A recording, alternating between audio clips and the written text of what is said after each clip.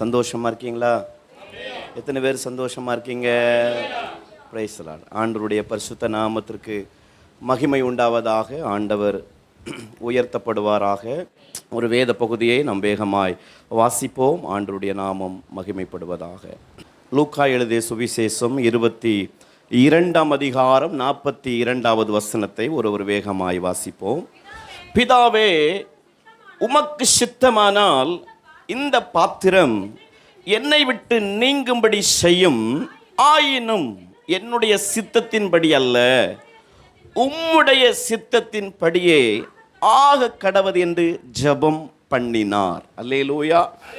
ஆண்டவராகிய இயேசு கிறிஸ்து சீசர்களுக்கு பரமண்டல ஜெபத்தை ஜெபம் செய்வது எப்படி என்று சொல்லிக் கொடுக்கும் போது கூட அந்த ஜெபத்தை ஆரம்பிக்கும் போது இப்படி சொல்லுகிறார்: பரலோகத்தில் இருக்கிற எங்கள் பிதாவே, உம்முடைய நாமம் மகிமைப்படுவதாக, உம்முடைய ராஜ்யம் வருவதாக, பரலோகத்தில் உம்முடைய சித்தம் செய்யப்படுவது போல பூமியிலும் செய்யப்படுவதாக என்று சீசர்களிடத்திலே ஜெபத்தை செய்யும்படிக்கு கற்றுக் கொடுக்கிற அந்த ஜெபத்தில் கூட சித்தம் செய்யப்படுவதாக என்று ஜெபத்தை சொல்லிக் கொடுக்கிறார். வேதம் சொல்லுகிறது, பரலோகத்தில் உம்முடைய சித்தம் செய்யப்படுவது போல பூமியிலும் செய்யப்படுவதாக என்று கற்றுக் கொடுக்கிறார். தன் இருதயத்தில் இருக்கிற வாஞ்சையை, தன் இருதயத்தில் இருக்கிற ஏக்கத்தை, தன் இருதயத்தில் இருக்கிற தீர்மானத்தை ஜெபமாக சீசர்களுக்கு சொல்லிக் கொடுக்கிறார்.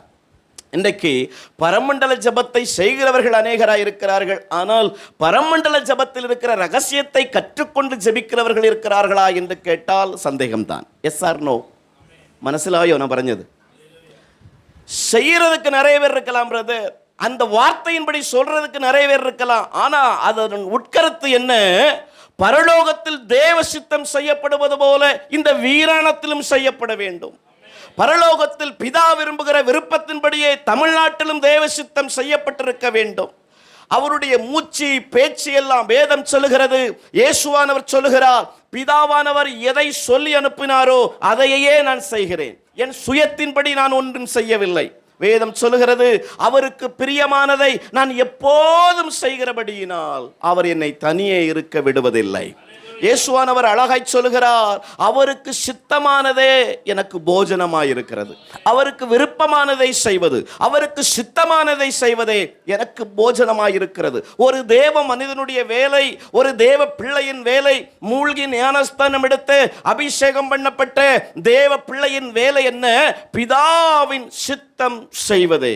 வேதம் சொல்லுகிறது, உமது நாமத்தினாலே பிசாசுகளை துரத்தினோ, உமது நாமத்தினாலே தீர்க்க தரிசனங்களை உரைத்தோம் என்று ஒரு கூட்டத்தார் சொல்லும் போது இயேசுவானவர் சொல்லுகிறார், பிதாவானவர் நம்மை பார்த்து சொல்லுவாராம், அக்கிரம செய்யக்காரரே என்னை விட்டு அகன்று போங்கள். அப்போ கூட்டம் கேட்கிறது, விசுவாசிகள் கேட்பாங்க, உம்முடைய சித்தத்தை நாங்கள் செய்தோமே, பிசாசுகளை துரத்தினோமே, நோய்களை சுகமாக்கினோமே. அப்போ அவர் சொல்லுவாராம், பிதாவின் சித்தப்படி செய்கிறவனை அல்லாமல் ஒருவனும் பரலோக ராஜ்யத்தில் பிரவேசிக்க முடியாது. நான் ஆவிக்குரிய சபைக்கு போனேன், 40 ஆண்டுகள் போகிறேன், 50 ஆண்டுகள் போகிறேன் என்று எவரும் சொல்லி பரலோக ராஜ்யத்தில் போய்விட முடியாது. வேதம் சொல்லுகிறது, முடிவு பரியந்தம் நிலை நிற்கிறவனே ரட்சிக்கப்படுவான். ஒரு முடிவு, ஒரு மனிதனுக்கு 2 முடிவு உண்டு. ஒரு மனிதனுக்கு 2 முடிவு உண்டு. இந்த 2 முடிவில் ஒரு முடிவை யாரா இருந்தாலும் அதை நாம் கண்டுதான் ஆக வேண்டும். ஒன்று மரணம், இல்லை என்றால் ஆண்டவருடைய ரகசிய வருகை. ஹல்லேலூயா. ஒன்று சொல்லுங்க, மரணம்னா எத்தனை பேருக்கு பயமா இருக்கு? 2 முடிவு சார், ஒன்று மரணம், இல்லைன்னா ஆண்டவருடைய ரகசிய வருகை. ஒரு மனிதன் மரணம் வருகிற நாள் நொடி வரையிலும் சத்தியத்திலும் பரிசுத்தத்திலும் விசுவாசத்திலும் திருவிருந்திலும் சபை கூடி வருகிறதிலும் நிலைத்திருப்பானானால், அல்லது ஆண்டவருடைய ரகசிய வருகை எக்கால சத்தம் தொனிக்கும் போது எடுத்துக்கொள்ளப்படுகிறதற்கு தகுதியாயிருக்கிற எந்த ஒரு மனுஷன் மட்டும்தான் பைபிள் சொல்லுகிறது முடிவு பரியந்தம். நான் 10 வருஷத்துக்கு முன்னாடி உபவாசம் இருந்தேன், நான் 10 வருஷத்துக்கு முன்னாடி சர்ச்சுக்கு போனேன், நான் 10 வருஷத்துக்கு முன்னாடி ஊழியம் பண்ணேன், இப்போல்லாம் அது கதை நடக்காது. பைபிள் சொல்லுகிறது முடிவு பரியந்தம். முடிவு, அந்த லாஸ்ட் டைம் வரைக்கும் பிதாவின் சித்தப்படி நம்ம வாழ்க்கை இருக்க வேண்டும் என்று ஆண்டவர் விரும்புகிறார். ஆண்டவர் நமக்கு வேதம் சொல்லுகிறது, நான் உங்களுக்கு மாதிரியை வைத்து போகிறேன். கெத்செமனே தோட்டத்தில் வேதம் சொல்லுகிறது, மரணத்துக்கு ஏதுவான துக்கம் அவரை இருதயத்துக்குள் வாதித்து கொண்டிருக்கிறது. தேர்ந்தெடுக்கப்பட்ட 12 பேரில் 3 பேர் ஆண்டவருடைய இருதயத்தின் பாரத்தை, கவலையை மறந்து போனார்கள். வேதம் சொல்லுகிறது, இந்த பாத்திரம் என்னை விட்டு நீங்க கூடுமானால் நீங்கட்டும், ஆகிலும் என் சித்தப்படி அல்ல, உம்முடைய சித்தத்தின்படியே ஆக கடவுள். தேவ சித்தத்தை செய்கிற ஒரு கூட்டத்தை தேவன் எதிர்பார்த்து கொண்டிருக்கிறார். தேவ விருப்பத்தை செய்கிறவர்களை தேவன் எதிர்பார்த்து கொண்டிருக்கிறார். ஆண்டவருடைய இருதயத்தின் ஏக்கத்தை, ஆண்டவருடைய இருதயத்தின் வாஞ்சையை, ஆண்டவருடைய கண்ணீரை, ஆண்டவருடைய பரிதபிப்பை புரிந்து கொண்டு வாழ வேண்டியவர்களை தேவன் எதிர்பார்த்து கொண்டே இருக்கிறார். அழைக்கப்பட்டவர்கள் அநேகர், தெரிந்து கொள்ளப்பட்டவர்களோ சிலர். அந்த தெரிந்து கொள்ளப்பட்ட வரிசையில நாம இருக்கிறதுக்காக தான் கர்த்தர் இப்படிப்பட்ட சபைகளை கர்த்தர் நமக்கு தந்திருக்கிறார். லூயா. உன் ஆகாரத்தை தண்ணீரின் மேல் போடு, அநேக நாட்களுக்கு பிறகு அது பலனை நாம பார்க்க போகிறோம். அல்லேலூயா. நம்ம சுயநலம் இல்லாமல் விதைக்கிற விதைகள், சுயநலம் இல்லாமல் போடுகிற விதைகள் தேவ சித்தம் செய்யப்பட வேண்டும், தேவநாம மகிமைப்பட வேண்டும், தேவன் உயர்த்தப்பட வேண்டும். நிச்சயமாய் நீங்க உபவாச ஜெபத்தில் பண்ணுகிற ஜெபங்கள், சபை கூடி வரும்போது ஓய்வு நாளில் ஜெபிக்கிற ஜெபங்கள், உங்கள் தனி ஜெபங்கள், உங்க போதகருக்காய், உங்க குடும்பங்களுக்காய், உங்க சபைக்காக நீங்க ஜெபிக்க ஜெபிக்க எங்களை போன்றிருக்கிற தேவ மனிதர்கள் விதைத்த விதைகள் எல்லாம் இங்கு கர்த்தர் கொண்டு சேர்ப்பார். உங்க கண்ணீர் ஒரு நாளும் வீணாய் போகாது. அல்லேலூயா. இப்படிப்பட்டிருக்கிற இந்த பகுதியில் ஒரு ஆவிக்குரிய ஒரு அந்நிய பாஷை பேசுகிற ஒரு கூட்டம் இருக்குமானால் கர்த்தர் எவ்வளவு சந்தோஷப்படுவார். அல்லேலூயா. ஆண்டவர் மகிழ்ச்சி அடைவார். ஆண்டவர் மகிழ்ச்சி அடைகிறது மாத்திரமல்ல, அவர் விரும்புகிற விருப்பம் என் சித்தத்தை செய்கிற தேவ மனிதர்கள், ஏன் சித்தத்தை செய்கிற தேவ பிள்ளைகள். இன்னைக்கு ஆண்டவருடைய சித்தம் செய்யாம சுகபோகமாய் தன் விருப்பப்படி ஓடுகிற எத்தனையோ பேர்கள் இந்த உலகத்தில் இருக்கிறாங்க. ஆண்டவருடைய சித்தம் செய்யாமல், ஆண்டவருடைய சித்தத்தை புரியாமல் நான் எத்தனையோ நாட்கள் ஓடி இருக்கிறேன். அம்மா ஹிந்து குடும்பத்தை சார்ந்தவங்க, அப்பாவும் ஹிந்து குடும்பத்தை சார்ந்தவர். அப்பா அரசாங்கத்தில் வேலை பார்த்தவர். அப்பாவுக்கு சொந்த ஊர் கடையம், அம்மாவுக்கு சொந்த ஊர் கன்னியாகுமரி மாவட்டம் குளுத்துறை. அரசாங்கத்தில் வேலை பார்த்ததுனால நிறைய சம்பளங்கள்லாம் அப்பாவுக்கு கிடைக்கும். ஆனால் நான் 4ஆம் வகுப்பு 7ஆம் வகுப்பு படிக்கிற வரைக்கும் நல்ல சாப்பாடை நாங்கள் பார்த்ததே கிடையாது. அரசாங்கத்தில் அப்பா வேலை பார்த்ததுனால அரசாங்கத்திலேருந்து நல்ல ஒரு வீடு கொடுப்பாங்க, குவார்ட்டர்ஸ் கொடுப்பாங்க. அந்த வீடு பெரிய அரண்மனை மாதிரி இருக்கும். அந்த வீட்டிலே ஒரு 7-8 ரூம் இருக்கும். ஆனால் வீட்டுக்குள்ளே சாப்பாடு இருக்காது. அப்பாவுக்கு வேலை என்னென்னா, டியூட்டி முடித்த பிறகு சாராய கடையில் போய் நல்லா தண்ணி அடிக்கணும். அப்போது ஒரு 40 வருஷத்துக்கு முன்னாடிலாம் சாராய கடை நம்ம தமிழ்நாட்டில் ரொம்ப பிரபலம். இப்படி குடிச்சு வாழ்க்கையை சீரழித்து, சம்பளத்தெல்லாம் தொலைச்சி, வீட்டில் சாப்பாட்டுக்கு வழி இல்லாமல் பிள்ளைங்க கஷ்டப்படுறதெல்லாம் அப்பாவுக்கு தெரியாது. அவர் வீட்டுக்கு சாப்பிட தண்ணி அடிக்க போவார். அவர் காலையில் நல்ல பட்டையை போட்டுருவார், சாயந்தரம் பட்டையை போட்டுருவார். காலையில் இந்த பட்டை, சாயந்தரம் இந்த பட்டை. 18 வருஷம் இரும்பு பைப்பு மரக்கட்டையால் அம்மா அடிப்பார். எப்படி 2 கையால் இரும்பு பைப்பை பிடிச்சிட்டு ஓங்கி 2-3 மணி நேரம். எதுக்கு? குடிச்சிட்டு. 18 வருஷம். 1ஆம் வகுப்பு 2ஆம் வகுப்பு படிக்கும் போதெல்லாம் அம்மா யார்ட்டையாவது உங்களை மாதிரி இருக்கிற கிறிஸ்தவங்கிட்ட ஒரு 10 ரூபா 5 ரூபா 20 ரூபா கடன் வாங்கி, அப்போ கன்னியாகுமரி மாவட்டத்தில் 5 ரூபாய்க்கு மீன் வாங்கினா போதும் 5 பேர் 10 பேர் சாப்பிட்லாம். இப்படி கடன் வாங்கி சாப்பிடும்போது அம்மாவால் என்ன வைக்க முடியும்? ஒரு ரசம் வைக்க முடியும். அந்த ரசத்தை சாப்பிட்றதுக்கு நாங்கள் 5 பேர், எனக்கு 4 சகோதரிகள், 5 பேரும் அவ்வளோ சந்தோஷப்படுவோம். ஆனால் அதெல்லாம் அப்பா அடித்து கொட்டி போட்டுருவார்.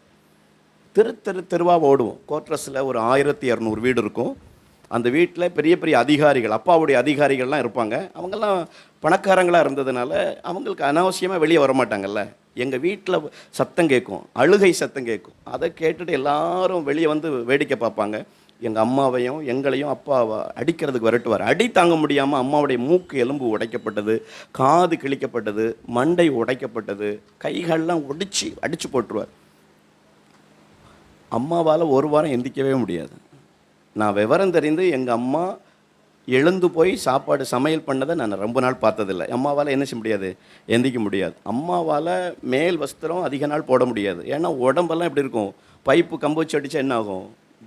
ரத்தமாக இருக்கும், ரத்த கசிவாக இருக்கும். அப்பா செத்து போனால் நல்லா இருக்குமேன்னு எத்தனையோ நாட்கள் நினச்சிருக்கேன். ஆனால் இப்படி கொடூரமான தகப்பனார் மதுபானத்திற்கு அடிமைப்பட்ட தகப்பனார். வீட்டில் ஒரு பெரிய பூஜை அறை இருக்கும், அதில் போய் அவர் கும்பிடுவார். அங்கே இருக்கிற மந்திரவாதிகளோடு, கேரளா மந்திரவாதிகளோடு பழக்கம் ஏற்பட்டு மந்திர கலைகளை கற்றுக்கொண்டார். இப்படி நாட்கள் போக போக சாப்பாட்டுக்கு வழி இல்லாமல் 4ஆம் வகுப்பு 5ஆம் வகுப்பு படிக்கும்போது எத்தனையோ பேர்கிட்ட போய் கையேந்தி அந்த காலையில் அந்த கேரளா அந்த கன்னியாகுமரி மாவட்டத்தில் காலையில் பிளாக் டீயும் ஒரு நல்ல ஒரு மரிச்சினி கிழங்கையும் அந்த கப்ப கிழங்கையும் என்ன செய்வாங்க, அவிச்சு வச்சுருப்பாங்க. இது யாராவது தரமாட்டாங்களான்னு எத்தனையோ ஒரு வீட்டில் போய் நான் என்ன செஞ்சுருக்கேன், இந்த கையை ஏந்தியிருக்கேன்.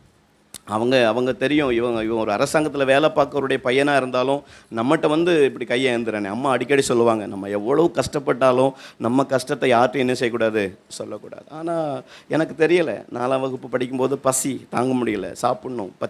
பச்சை தண்ணீரை குடித்த வாழ்ந்த நாட்கள் உண்டு. வாழை மரத்துக்குள்ளே இருக்கிற அவித்த அந்த தண்டுகளை அவித்து சாப்பிட்ட நாட்கள் உண்டு. பக்கத்து தோட்டத்தில் கப்பக்கிழங்கு திருடி சாப்பிட்ட நாட்கள் உண்டு. எப்படியாவது சாப்பிட்ணும். சத்துணவு சாப்பிட்றதுக்காக ஸ்கூலுக்கு சத்துணவில் கொடுக்குற யூனிஃபார்ம் தான் ஒரு வருஷம் எனக்கு ட்ரெஸ்ஸு. எப்படி இருக்கும், கஷ்டம், பயமாக இருக்கும். வீட்டில் வாழ்கிறதுக்கே, அப்பா கூட வாழ்கிறதுக்கே பயமாக இருக்கும். அப்போ தான் ஒரு ஒயிட் அண்ட் ஒயிட்டு ஒரு சேலை கட்டிட்டு ஒரு அம்மா கன்னியாகுமரி மாவட்டத்தில் குலசேகரன் ஒரு ஊர் பக்கத்தில் இருந்து ஒரு பெந்தை கோசை சர்ச்சிலேருந்து ஏசு உங்களை நேசிக்கிறார், ஏசு உங்களை நேசிக்கிறார்னு எங்களுக்கு சுவிசேஷம் சொன்னாங்க. அப்போது எல்லாருக்கும் சொல்லிட்டு வந்த அம்மா எங்களை பார்த்தோன்னே எங்களுக்கு சுவிசேஷம் சொன்னவங்க. அப்போ நாங்கள் மனசுக்குள்ளே கேட்டோம், எங்களை மாதிரி சாப்பாட்டுக்கு வழி இல்லாத பிச்சைக்காரங்களை எல்லாம் அவங்க ஏசு நேசிப்பாரா? நாங்கள் வாழ்க்கையே இல்லைன்னு இருக்கிறோம், வாழ்க்கையை தொலைச்சிட்ருக்குறோம். எல்லாரும் சந்தோஷம் வாழ்கிற மாதிரி நாங்களும் வாழணும்னு ஆசைப்படுறோம். எனக்கு நல்ல அப்பா கிடைக்கல, எனக்கு என்னை நேசித்து என்னை ஹக் பண்ணி என்னை பக்கத்தில் வச்சு என்ன படிக்கிறேன்னு கேட்குறதுக்கு எனக்கு அப்பா இல்லை. அடிக்கிறார், வேதனைப்படுத்துகிறார். எங்களை மாதிரி வாழ்க்கை இழந்தவங்களெல்லாம் அவங்க இயேசு நேசிப்பாரா? அவங்க சொன்னாங்க, உங்களை மட்டுமல்ல உலகத்தில் இருக்கிற எல்லோரையும் இயேசு நேசிக்கிறார். சுவிசேஷம் எங்களுக்கு அறிவித்தாங்க, பைபிள் கொடுத்துட்டு போனாங்க, டிபன் பாக்ஸில் இருக்கிற சாப்பாடை எங்களுக்கு ஊட்டி விட்டாங்க. எங்களுக்கு சாப்பாடை பார்த்தோன்னே ரொம்ப சந்தோஷம், ஏன்னா பசி.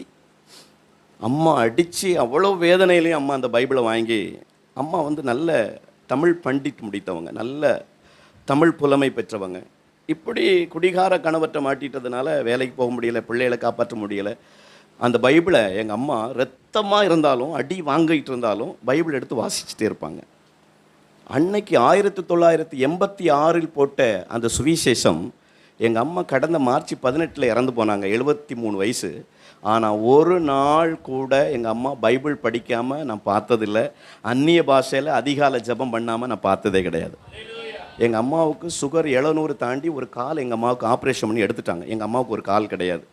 எங்கள் அம்மா என்னை சின்ன வயசில் சுமந்துருப்பாங்கல்ல, நான் எங்கள் அம்மாவை 4 வருஷம் சின்ன பிள்ளை மாதிரி, எங்கள் அம்மாவுக்கு ஒரு கால் இல்லாதனால, நடக்க முடியாதனால எங்கள் சர்ச்சுக்கு நான் தான் சுமந்துட்டு போவேன், நான் தான் வீட்டுக்கு சுமந்துட்டு வருவேன்.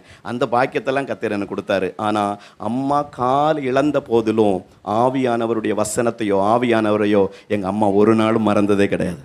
எனக்கு நல்ல ஜெபிக்கிற அம்மாவை கர்த்தர் எனக்கு தந்தார். நீங்கள் உங்கள் பிள்ளைகளுக்கு நல்ல ஜெபிக்கிற அம்மாவாக இருக்கீங்களா, இல்லை சோம்பேறி அம்மாவாக இருக்கீங்களா? நல்லா ஜெபிக்கிறீங்களா, பைபிள் படிக்கிறீங்களா, சர்ச்சுக்கு கூப்பிட்டு வரீங்களா, சண்டே கிளாஸுக்கு அனுப்புகிறீங்களா, பாஸ்டர் என்ன கண்டிச்சாலும் ஓகே பிள்ளைங்களை கண்டிக்கிறது நல்லதுதான் மூஞ்ச தூக்காமல் இருக்கிறீங்களா? எங்கள் அம்மா அப்படி ஆண்டவருக்குள்ளே கொண்டு வந்து நிறைய ஊழியக்காரங்க எங்களுக்காக ஜெபம் பண்ணி, எங்கள் அம்மா எனக்கு சொல்லி தந்த வசனம் தான் சங்கீதங்களும் நீதிமொழிகளும். சொல்லுவாங்க, நீதிமொழிகள் படி, சங்கீதங்களை படி.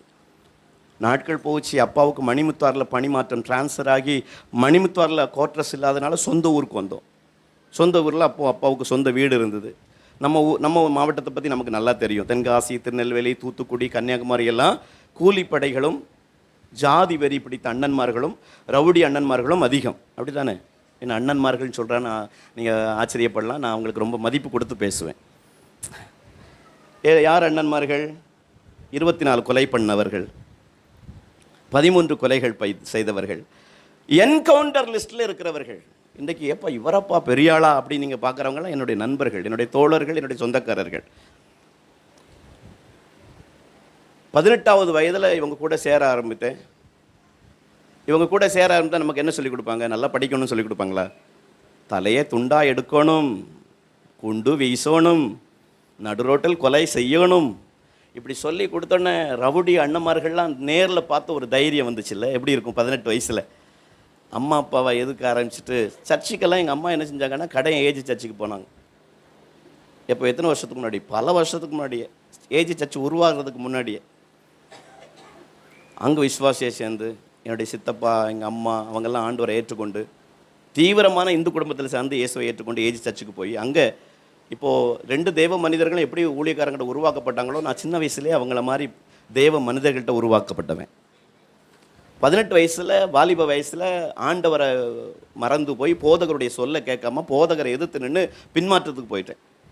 சர்ச்சுக்கு வர்றது கிடையாது. சர்ச்சுக்கு வந்தாலும் ஒரு கெத்தாக தான் வர்றது, ஏதோ நம்ம தான் பெரிய ஆள் மாதிரி. என்னை பார்த்து எங்கள் சர்ச்சு பாஸ்டர்லாம் பயப்படுவார். ஏன்னா என்னை பற்றி அவருக்கு ஃபஸ்ட்டு தெரியாது போல். சர்ச்சுக்கு வாடா சர்ச்சுக்கு வாடா சர்ச்சுக்கு வாடான்னு கூப்பிடுவாங்க வீட்டுக்கு விசிட் வரும்போது. ஒரு நாள் அருவாவை தூக்கி ஒரு பையனை வெட்ட போகிற நேரம் எங்கள் பாஸ்டர் பார்த்தார். அதுக்கப்புறம் வாயே திறக்க மாட்டார். இவனை கூப்பிடணும், இவன் அருவாவை தூக்கி நம்ம கழுத்தில் வைப்பான். நாட்கள் போக போக போக போக பாவம் அதிகமாகிடுச்சு. 18வது வயசில் மொதல் வழக்கு, 19ல் 2வது வழக்கு, 20ல் 4 வழக்கு, 21ல் 7 வழக்கு, 22ல் 18 வழக்கு, 26வது வயசில் கொலை வழக்கு. நம்மலாம் சொல்லுவோம்ல, கோபம் வந்துச்சுன்னா குடலை உருவிடுவோம்ல, சொல்லுவீங்களா? நீங்கள் சொல்ல மாட்டீங்களா? இப்போது இருக்கிற தம்பிமார்கள் லுங்கியை தூக்கி கட்டிட்டு ஜாதி தலைவர்களுடைய படத்தை டிஷர்ட்டில் பிரிண்ட் பண்ணோன்னா பெரிய ஆளுங்க. மனசில் ஆயல்லோ. ஆனால் நமக்கு அப்போ பேச்சே தெரியாது, பேசவே தெரியாது. அப்போ ஃபுல்லாகவே வீச்சு தான். காவல்துறை அதிகாரிகள் இப்போ நம்மளாம் சொல்லுவோம்ல, கள்ளம் போலீஸ் விளாடுவோமா, திருடம் போலீஸ் விளாடுவோமான்னு சொல்லுவோம். நான் ரியலாகவே கிட்டத்தட்ட 70 பிரபலமானவர்களோடு கூட சேர்ந்து ரியலாகவே விளையாண்டு பழக்கி. வீட்டுக்கு எப்பவும் போலீஸ்காரங்க வருவாங்க. இந்த கண்ணாடி போட்டுட்டு இந்த மைக்கு பிடிச்சி அல்லேலியா சொல்கிறதுனால என்னை பார்த்து அவங்களுக்கு அப்படி தெரியல. இயேசு இந்த உலகத்திற்கு மதமாற்ற வரவில்லை. என்னை போன்ற மிருக குணமுள்ளவனை மனிதனாய் மாற்ற இயேசு வந்தார். இயேசு குறிப்பிட்ட ஜாதிக்கு தலைவர் அல்ல. இயேசு கிறிஸ்தவத்தின் கடவுள் அல்ல. இயேசு உலக ரட்சகர். இயேசு மட்டும் இந்த பூமிக்கு வராம போயிருந்தா என்னை போன்ற மிருக குணமுள்ளவன் நடுரோட்டில் பாம் வீசப்பட்டு கழுத்தறுக்கப்பட்டு செத்து போயிருப்பேன். என் நண்பர்கள் செத்து போனார்கள். நான் நம்பின மாவீரர்கள், ஜாதி தலைவர்கள் நடுரோட்டில் வெட்டப்பட்டார்கள். ஒரு மனுஷனுடைய வயிற்றை 2ஆ கிழிச்சு குடலை உருவி நடுரோட்டில் போட்டு போன வழக்கில் 92 நாட்கள் தேடப்பட்டவன். கொலை வழக்கில் கிட்டத்தட்ட 12 நாட்கள். நீங்கள் பிரபலமாக பேப்பர்லாம் என்னை பார்த்துருக்கலாம். 2006லலாம் பயங்கரமாக பேசப்பட்ட ஒரு நாள். 9 நாட்கள், 12 நாட்கள் அதிரடிப்படை போலீஸ் எல்லாம் வீட்டுக்கு 90 போலீஸ். ஜாமீன் முடியும், கேஸ் முடியும், அடுத்து ஒரு கேஸ், அடுத்து ஒரு கேஸ், அடுத்து ஒரு கேஸ், அடுத்து ஒரு கேஸ். எப்படியாகிலும் இவன் தெரிந்துருவான்னு சொல்லி அன்னைக்கு ஒரு நர்சிங் முடித்த பிள்ளைய எனக்கு திருமணம் பண்ணி வச்சாங்க. நம்ம ஏரியாலெல்லாம் பொண்ணு கொடுக்க மாட்டாங்க, தெரியும்ல எல்லாருக்கும் நம்ம என்ன கலெக்டர் வேலை பார்க்குறோன்னு. எங்கள் அம்மா சொன்னாங்க, நல்லா சேவிங் பண்ணிடு. 25 வருஷத்துக்கு முன்னாடியே பங்கு வளர்த்தவன். நாங்கள்லாம் ஜீன்ஸ் பேண்ட் போடுவோம். எதுக்கு? அப்போ தான் அருவா வைக்க முடியும். அதில் 2 அடி 3 அடி அருவா வச்சுக்கலாம். நல்லா சூப்பராக கோக்குரி மாடல் கத்தி விட்டு 2 திருக்கு இழுத்தா மொத்த குடலும் என்ன செஞ்சிடும். புல்லட் பைக்கில் இருக்கிற செயின். எனக்குள்ள ஒரு 20 பேரை எவ்வளோ பெரிய ஆளாக இருந்தாலும் ஒத்தையிலே சமாளிக்கிற அளவிற்கு எனக்குள்ள ஒரு அசுத்த ஆவி, ஜாதி வெறி. பயங்கிறதே ஒத்தையில் எங்கேயும் போக முடியாதுண்ணா. சினிமாவுக்கு போக முடியாது. சினிமா தேட்டருக்கு போனாலும் 70 பேர் கூட தான் போகணும். 70 பேருக்கும் பல கேஸ் இருக்கும். 70 பேரை யார் கொல்லுவான்னு யாருக்கும் எப்போ எங்கே சம்பவம் நடக்கும் தெரியாது. ஆனால் நடக்கும். பைபிள் சொல்லுகிறது, பட்டயத்தை எடுத்தவன். முதல்ல என்ன நீங்கள் பார்த்த பார்வையும் இப்போ பார்க்க பார்வையும் பயமாக இருக்க. யார் ஓடிவிட வேண்டாம். இப்பொழுது ஒரு நாள் பாருங்கள், அருவா எதுவும் கொண்டு வரவில்லை. இப்படி தான் மானூரில் செய்தி கொடுத்துருக்கும் போது எப்போவுமே ஆண்டுடைய கிருபையில் சாட்சி ரொம்ப சொல்ல மாட்டேன். எனக்கு சாட்சி சொல்கிறத விட சாட்சியை வாழ்கிறதா முக்கியம். மனசில் சாட்சி யாருனாலும் சொல்லலாம் சார், சாட்சியை வாழ்கிறதான் சார் மேட்ரு. ஒரு பாட்டி கேட்டாங்க, ஐயா கொலையெல்லாம் பண்ணிருக்கலையா, எப்படியா பண்ணிய? நான் சொன்னேன், அம்மா இன்னைக்கு பார்த்தா அருவா கொண்டு வரலையம்மா. இப்போ கோடாங்கி இந்த இதுலேருந்து ரசிக்கப்பட்டவங்க கோடாங்கி வேஷம் போட்டு வந்து சாட்சி சொல்லுவாங்க. அதுக்காக நான் என்ன செய்ய முடியும்? கொண்டு வந்தால் நீங்கள் யாரை இருப்பியலா? இப்போ 12 மணிக்கு ஆத்திரம் தோத்திரம் அல்ல இல்லையா? ஆமேன், அங்கே போயிருப்பிய. எனக்கு முக்கியமான ஒரு வேலை இருக்குது பாஸ்டர் அப்படின்னு சொல்லிட்டு போயிருப்பிய. எல்லா வழக்கிலும் சம்மந்தப்பட்டு அம்மாவுக்கு கெட்ட பேர், அப்பாவுக்கு கெட்ட பேர், அக்கா தங்கச்சி கெட்ட பேர், ஊருக்கு கெட்ட பேர், எல்லாம் காவல்துறை அதிகாரிகள் ரொம்ப என்னால் எங்கள் நிமித்தம் என்னுடைய டீம் நிமித்தம் கஷ்டப்பட்டிருக்காங்க.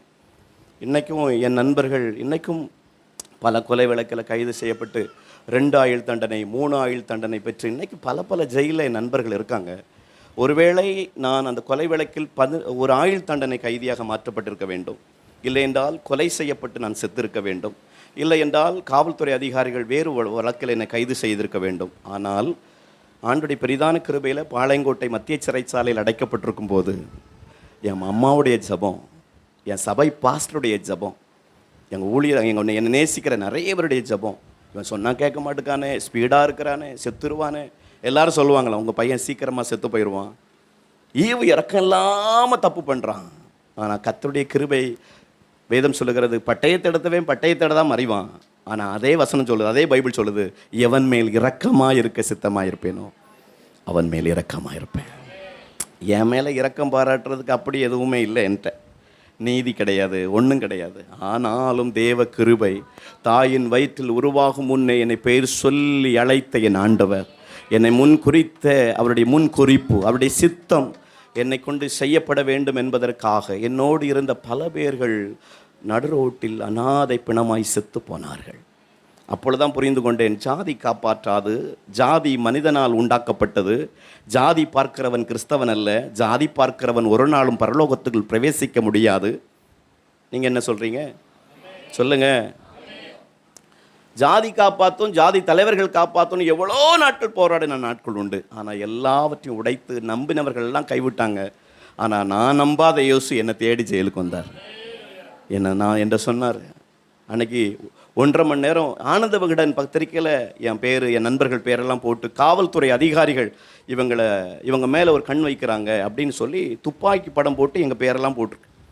அப்போது நம்ம ஓவராக விளாண்டுட்டோம், ஓவர் ஸ்பீடாக போயிட்டோம், யாரானாலும் எதிர்த்துட்டோம், பெரிய இடத்துலலாம் நம்ம எதிர்த்துட்டோம், நம்ம உயிர் போக போகுதுன்னு புரிந்த பிறகு தான் இனி ஒரு நியூஸ் வருது, இவங்க ஜாமீனில் வெளியே போனவுடனே இவங்களை கொல்றதுக்கு ஒரு டீம் ரெடியாக ஜெயிலுக்கு வெளியே நிற்குது. அப்போது தெரிஞ்சு போச்சு, ஒன்று தண்டனை கிடைக்கும், இல்லைன்னா செத்து போயிடுவோம். நான் ஜெயிலில் இருக்கும்போது என் மூத்த மகன் 3 மாத கை குழந்தை. அப்போது அவள் முகம் பார்த்து சிரிப்பா, அப்பான்னு கூப்பிட தெரியாது. அப்போ தான் நான் நினைக்கிறேன், நாம் சாக போகிறோம், நம்ம வாழ்க்கை முடிய போகுது, நம்ம அண்ணி அவ்வளவுதான்னு சொல்கிற நேரத்தில் தான் என்னை ஒரே ஒரு காண்டோட கேட்டேன், என்னை எப்படியாவது காப்பாற்றிருங்க, எனக்கு வாழ்க்கை வேணும், நான் வாழ்க்கை தொலைச்சிட்டேன். அம்மா சர்ச்சை கூப்பிடுவாங்க, நான் பாஸ்டரை வேதனைப்படுத்தியிருக்கிறேன், ஊழியக்காரங்களை அடிச்சிருக்கிறேன், கஷ்டப்படுத்தியிருக்கிறேன், சபையில் நிறைய சேட்டைகள் பண்ணியிருக்கேன், பெருமையாக வாழ்ந்திருக்கேன் சபைக்குள்ளே, என்னை மன்னிச்சிருங்க, நிறைய பேருடைய வாழ்க்கையை கெடுத்திருக்கிறேன், நான் செத்துடக்கூடாது, வாழணும்னு விரும்புகிறேன் அப்படின்னு சொல்லி எத்தனையோ நாட்கள் இந்த கையை ஏந்தி ஆண்டுடைய கேட்டிருக்கேன், ப்ளீஸ் எனக்கு ஒரே ஒரு வாழ்க்கை. 1.5 மணி நேரம் பாவத்தை அறிக்கையிட ஆண்டவர் உதவி செய்தார். தன் பாவங்களை மறைக்கிறவன் வாழ்வடைய மாட்டான், அவற்றை அறிக்கை செய்து விட்டு விடுகிறவனோ ஆண்டுடைய சமூகத்தில் அறிக்கையிட 1.5 மணி நேரத்துக்கு பிறகு, இந்த உலகம் கொடுக்கிற பிரகாரம் நான் உங்களுக்கு கொடுக்கறதில்லை, என்னுடைய சமாதானத்தை உங்களுக்கு வைத்து போகிறேன்னு சொன்ன அந்த வசனம் எவ்வளோ உண்மை தெரியுமா? என் வாழ்க்கையில் அவ்வளோ பெரிய சந்தோஷத்தை கர்த்தர் கொடுக்க ஆரம்பித்தார். அவ்வளோ பெரிய மகிமையான ஒரு சந்தோஷம். அந்த முதல் ஜாமீனில் வெளியே வர ஆண்டு உதவி செய்தார். என் நண்பர்கள்லாம் சொல்லி அனுப்புகிறாங்க, ப்ளீஸ் கவனமாக போ, எப்போவும் டூல்ஸை வச்சுக்கோ, நண்பர் கூட இல்லாமல், ஹெல்ப் இல்லாமல், உதவி இல்லாமல், துணை இல்லாமல், யாரும் சப்போர்ட் இல்லாமல் போயிடாத, அவன் பிளான் பண்ணிட்டான், இவன் பிளான் பண்ணிட்டான், எல்லாம் சொல்லி அனுப்புகிறாங்க. ஆனால் உள்ளே இருக்கும்போது என்னுடைய பொருத்தனை என்ன தெரியுமா? எனக்கு இந்த வழக்கிலிருந்து கர்த்தர் விடுதலை கொடுத்தால், எனக்கு இந்த நண்பர்கள் என்னை கொலை செய்ய வேண்டும் என்று விரும்புகிறவரிடத்திலிருந்து என்னை காப்பாற்றினால், நான் உமக்கு ஊழியம் செய்வேன். இனி இந்த தப்பை நான் பண்ண மாட்டேன். இனி இந்த டூல்ஸ் எல்லாமே போட்டுருதேன். இனி தேவையில்லாத அண்ணன்மார்களுடைய மொபைல் கான்டாக்ட்ஸ் எனக்கு தேவையில்லை, இனி வேண்டாம், உங்களுக்கு பிரியமாக வாழ்வேன் தான் அன்றைக்கி ஒப்பு கொடுத்தேன். ஆண்டவர் பாருங்களேன், அவர் உண்மை உள்ளவராக இருக்கிறாரு. எல்லா வழக்கிலிருந்தும் கர்த்தர் எனக்கு விடுதலை கொடுத்தார். அந்த ஆயுள் தண்டனையிலிருந்து எனக்கு விடுதலை கொடுத்தார். 2007ஆம் ஆண்டு கர்த்தர் என்னை முழு நேரமாய் ஜூலை மாதம் என்னை ஊழியத்திற்கு கூப்பிட்டார். என் ஊழியத்தை நீ செய்ய வேண்டும், 2007 ஜூலையிலிருந்து இந்த வருடம் வரைக்கும் கிருபையாய் கர்த்தர் நடத்தி கொண்டிருக்கிறார். கர்த்தர் ஆண்டுடைய இரக்கத்தினால ஒரு முழு நேரமாய் ஆண்டுடைய ஊழியத்தை குடும்பமாய் செய்யவும், நிறைய சுவிசேஷம் பகுதியில் இந்த பகுதியெல்லாம் அறிவிக்கவும், எங்கள் இந்த அடிமையின் மூலமாக ஆண்டுடைய பரிசுத்த நாம மகிமைப்படட்டும். நிறைய பேரை ரட்சிப்புக்குள்ளே நடத்தினதுனால நான் என் நிமித்தம் உருவான தேவ பிள்ளைகள் சுவிசேஷம் அறிவித்து இந்த பகுதியில் இருக்கிற பெரிய பெரிய ஸ்கூல், பெரிய பெரிய காலேஜ், இந்த பகுதியில் மட்டும் எனக்கு விவரம் தெரிஞ்சு இந்த 17 வருஷத்தில் ஒரு 13,000 ஹிந்து வாலிப பிள்ளைகளை ரட்சிப்புக்குள் நடத்துவதற்கு கர்த்தர் இந்த ஏழையை பயன்படுத்தி கொண்டிருக்கிறார். எண்ணற்ற சிறுவர்கள், எண்ணற்ற பெரியவர்கள், ஒரு 29 மாவட்டங்களில் ஊழியத்தை செய்வதற்கு கர்த்தர் இந்த எளியவனுக்கு உதவி செய்கிறார். வெளிநாடுகளில் ஊழியம் செய்வதற்கு கர்த்தர் இந்த எளியவனுக்கு கிருபை பாராட்டுகிறார். எந்த மனுஷனையும் பிரகாசிப்பிக்க பண்ணுகிற மெய்யான ஒளி அந்த இயேசு. ஹல்லேலூயா. இந்த ஆண்டவர் நம்மளை பிடித்ததற்கான, நம்மளை தெரிந்து கொண்டதற்கான நோக்கம் என்ன அப்படின்னா, அவர் சித்தம் செய்கிறதுக்கு. நம்ம எல்லாரையும் தெரிந்து கொண்டதுக்கான நோக்கம் என்ன தெரியுமா? அவர் சித்தத்தை செய்வதற்கு. ஆமென். அவருக்கு பிரியமானதை, அவருக்கு சித்தமானதை, அவருக்கு உகந்ததை, அவர் இருதயத்திற்கு ஏற்றதை அவர் என்ன சொல்லுகிறாரோ, வேதம் சொல்லுகிறது, அவர் உங்களுக்கு என்ன சொல்லுகிறாரோ அதன்படி செய்யுங்கள். மத்தேயு 17ஆம் அதிகாரத்தை நாம் திருப்பிக் கொள்வோம். ஆண்டவருடைய நாமம் மகிமைப்படுவதாக. மத்தேயு 17ஆம் அதிகாரம் 4வது வசனம். அப்பொழுது பேதுரு இயேசுவை நோக்கி, ஆண்டவரே, நாம் இங்கே இருக்கிறது நல்லது.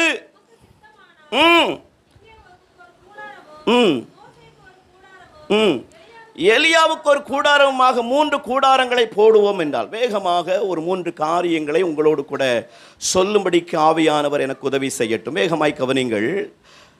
ஆண்டவரிடத்தில் நாம் இவ்வளவு நேரம் பார்த்தோம், ஆண்டவருடைய சித்தத்தை நாம் செய்ய வேண்டும். ஆண்டவர் நமக்கு சொல்லிக் கொடுக்கிற பரமண்டல ஜபமாக இருக்கலாம், ஜபம் செய்வது எப்படி என்று இருக்கலாம், அல்லது அவர் இந்த பூமியில வாழும்போது செய்த ஜபமாக இருக்கலாம். எல்லாம் எதை சார்ந்திருந்தது சொல்லுங்க? பெண்கள் பகுதியில் சொல்லுங்க, தூங்குறவங்க சொல்லுங்க, சீக்கிரம் வீட்டுக்கு போகணும்னு விரும்புகிறவங்க சொல்லுங்க. அவருக்கு சித்தத்தை செய்வதையே நமக்கு சொல்லிக் கொடுத்தார். சீசர்களுக்கு அதான் சொல்லி கொடுத்திருக்கிறார். சீசர்களுக்கும் அதான் சொல்லி கொடுத்திருக்கிறார். 12 பேரை தம்மோடு இருக்கும்படிக்கு தெரிந்து கொண்ட ஆண்டவர் இந்த 3 பேர், பேதுரு, யோவான், யாக்கோபை மட்டும் 3 பேரையும் கெட்செமனே தோட்டத்துக்கும் கூட்டு போறாரு, மறுரூப மலைக்கும் கூட்டு போறாரு. இந்த 3 பேரும் ஒரு தரிசனத்தை பார்க்குறாங்க. என்ன தரிசனம்? எலியாவும் மோசையும் கர்த்தரோடு பேசுவதாக ஒரு காட்சியை மறுரூப மலைகளை பார்க்கிறாங்க. எப்போதும் பிதாவின் சித்தத்தையே செய்து கொண்டிருக்கிற இயேசுவை இவர்கள் பின்பற்றுகிறவர்கள். இவர்களுக்கும் புரிந்துவிட்டது நாமும் பிதாவின் சித்தத்தை செய்ய வேண்டும் என்பதை. ஆனால் பைபிள் சொல்லுது, நம்ம எல்லாரும் இப்போ உங்கள்கிட்ட கேட்டால் நீங்கள் தேவ சித்தத்தை தான் செய்கிறீங்களான்னு கேட்டால் ஆமான்னு தான் சொல்லுவீங்க.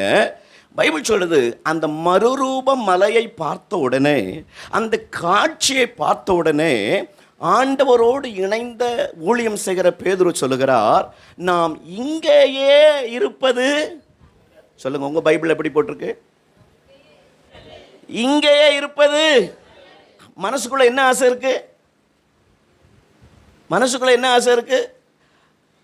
குறுகிய வட்டத்துக்குள்ளேயே இருந்து விட வேண்டும், மலையிலே இருந்து விட வேண்டும், காட்சியை பார்க்கணும். உன்னை எதுக்கு தெரிந்து கொண்டாரு?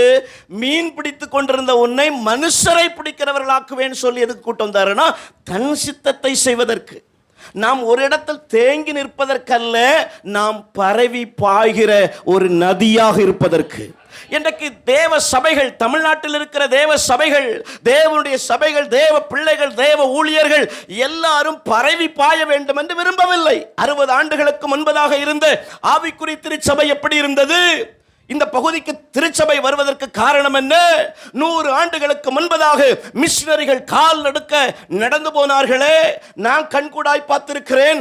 பெந்தேகோஸ்தே சபையை சார்ந்த தாத்தாமார்கள் வெள்ளை வேட்டியும் வெள்ளை சிப்பாயும் போட்டு ஒரு சோல்னா பையை போட்டு காலில் செருப்பு இல்லாமல் நான் பார்த்து சிரித்திருக்கிறேன். ஏனையா, கிறிஸ்தவர்களுக்கு ஒரு செருப்பு வாங்க கூட பணம் இல்லையா?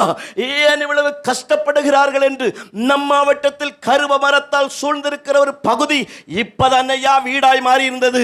அப்பொழுது முட்களாய் இருக்கும் போது எங்கேயோ ஒரு வீடு இருக்கும், அங்கு எங்கேயோ ஒரு தெரு இருக்கும். அந்த நாட்களில் அடிபம்பெல்லாம் இல்லாத சூழல்ல மழை நீர் எங்கேயோ ஒரு குட்டையில் கட்டி கிடக்கும் போது அதையெல்லாம் குடித்து விட்டு ஸ்தோத்திரம் ஸ்தோத்திரம் ஸ்தோத்திரம் என்று தெரு தெருவாய் நடந்து திரிந்த நம்முடைய முன்னோர்கள் விதைத்த விதைகள் தான் வீராணத்தில் இப்படிப்பட்ட ஒரு அபிஷேக கூட்டம், அபிஷேகம் பேசுகிற, சத்தியம் பேசுகிற ஒரு கூட்டம் எழும்பி இருக்கிறது.